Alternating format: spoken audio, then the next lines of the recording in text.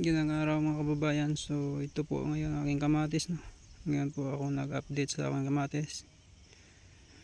So napakatagal na, halos isang buwan na, 2 linggo na ngayon hindi ako nakapag-update sa aking mga tanim. Gawa ng busy po ako mga kababayan. Hindi na ako nakapag-video, no? So ngayon po ako nakapag-harvest ulit. Ngayon po ako nakapag-video na gawa ng ang dami yung inisikaso. So ngayon ako nakabalik dito gawa ng naglipat ako ng area, no, mga kababayan. So ito lang yung harvest ko sa aking kamatis mga kababayan. So yung price ngayon dito sa amin, yung farm gate price, sa 25 pesos per kilo.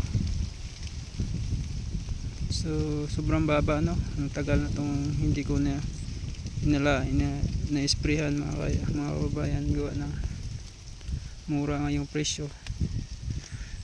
Ayaw ko na madagdagan yung aking lugi sa mga gamot, no? So yun po yung kanya, yung inarbisan ko. So palugnas na po. Yun, no? Grabe yung init dito ngayon. Papatay na yung mga puno, no? Kunti na lang yung bunga. So pakunti-kunti yung nasira yung aking kamatis, gawa na hindi na ako nag-spray. Mga 2 buwan na ngayon hindi ko nag-spray. So yung pag-apply kasi ng gamot nakadepende rin sa presyo, no? So bumabase rin sa presyo ng kamatis, gawa ng napakamahal ng mga gamot ng kamatis, no, ng pang-spray. So maganyang presyo, hindi natin kailangan mag-spray ng mga mahaling gamot. So hayaan na lang natin mga kababayan yung ma-harvest na lang, no? So wala namang uod masyado, gawa ng mainit naman yung panahon. Ito po ay kalugnas na, konti na lang yung natitira na bunga. So sobrang busy ko pala mga kababayan, no? Ngayon ako nakapag video ulit, gawa ng lumipat ako ng area. So ang dami kong inasikaso, no? Lumipat ako ng area ng pagtaniman ng aking mga tanim sa susunod na tag-ulan, mga June. So nagpatraktura po ako mga kababayan. So ngayon ako pag-harvest dito. So konti na lang yung aking nakuha sa aking kamatis, no? So sa ibang lugar ngayon, so, marami pa man yung kamatis, hindi pa man naman nagtaas yung presyo ng kamatis, gawa ng marami pa yung bagong harvest. Kakatanim lang ang iba. So ang iba bago pala nagsimula sa pag-harvest ang iba, so patay na, no? So yung unang mga tanim. So katulad dito sa akin, hanggang ngayon na lang to, hanggang April. So March wala na po ito mga kababayan, no? Yun, no? Talagang tuyo na siya sa init. So konti na lang yung bunga kung makukuha. So pinagtiyagaan ko na lang dahil sayang po pag hinayaan po yung bunga. So mabibinta pa naman. So pinagtiyagaan ko na lang sa pag harvest, no? Kahit mura yung presyo, gawa ng napakasayang po mga kababayan yung bunga niya.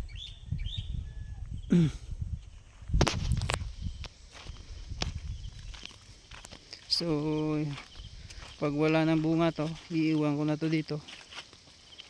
So ito na lang yung binabalikan ko, gawa ng malayo yung area ko, yung lipatan ko mga kababayan, no? So 2 beses ako pumunta dito pag sa isang linggo, gawa ng nag-harvest ako nito.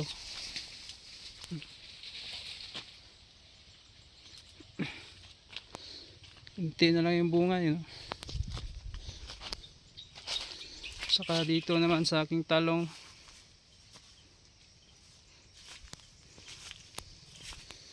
yun, kahit kahit sobrang kapal lang yung damo, pero marami pa rin yung bunga makukuha, no?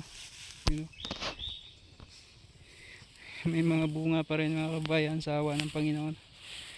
So maganda yung presyo ngayon ng talong dito sa amin mga kababayan. 60 per kilo yung wholesale price sa amin ngayon. So yun ang aking talong. Wala na rin spray to. Matagal na yung wala nang spray. So wala pa ring uod, wala pa ring kuwan. So yung dahon niya lang yung problema. So nanunulaw pero tuloy-tuloy pa rin yung bulaklak niya. At saka yung mga maliit na bunga. So makabuo pa rin siya ng bunga, no? Maganda pa rin yung bunga kahit wala nang spray. So wala nang uod. Yun, no? Sobrang suka na. So payat ng talong.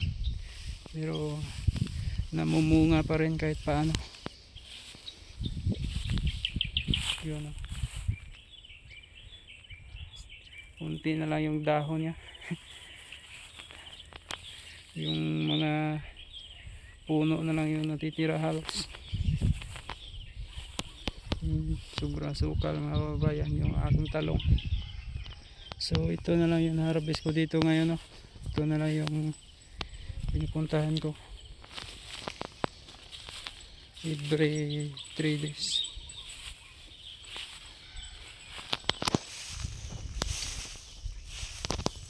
Kasi